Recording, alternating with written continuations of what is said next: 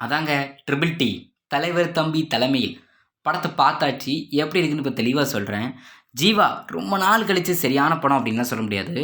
போன வருஷம் தான் அவரோட பிளாக் படம் ரிலீஸ் ஆனிச்சு. அந்த படம் செம்ம படமாக இருக்குன்னு பார்த்தா இது அதை விட பழைய வேறுங்க இருக்குது. விண்டேஜ் ஜீவாவை நம்ம பார்த்தாச்சு மக்களே அப்படிங்கிற ரேஞ்சுக்கு படம் நொறுக்கி விட்டாங்க.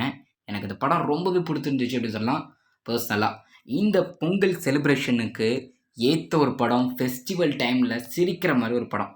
நம்ம ஃபேமிலியாக நம்ம அப்பா அம்மா சொந்தக்காரங்க ரிலேட்டிவ்ஸ் எல்லாரையும் கூப்பிட்டு வச்சு பார்க்குற அளவுக்கு இந்த படம் அவ்வளோ அருமையாக இருந்துச்சு.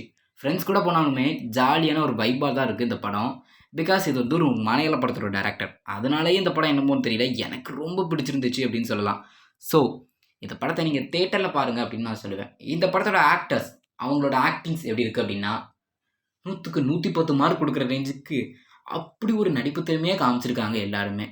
டேரக்ஷன் சூப்பராக இருக்குது. பட் இந்த படத்தோட ரன் டைம் ரொம்ப கம்மி. அதனால தான் அந்த படம் நமக்கு ரொம்பவே பிடிச்சிருந்த ஒரு படமாக இருக்குது. கிட்டத்தட்ட ஒரு 1 hour 50 minutes, கிட்டத்தட்ட 2 மணி நேரத்துக்குள்ளே தான் அந்த படமே முடிஞ்சிருச்சு. அதனால தான் அந்த படம் நமக்கு ரொம்பவே கனெக்ட் ஆனிச்சு. பிகாஸ் இது ஒரு 3 மணி நேரத்துக்கு எடுத்திருந்தாங்க அப்படின்னா என்னடா அது அப்படின்னு தோணும்.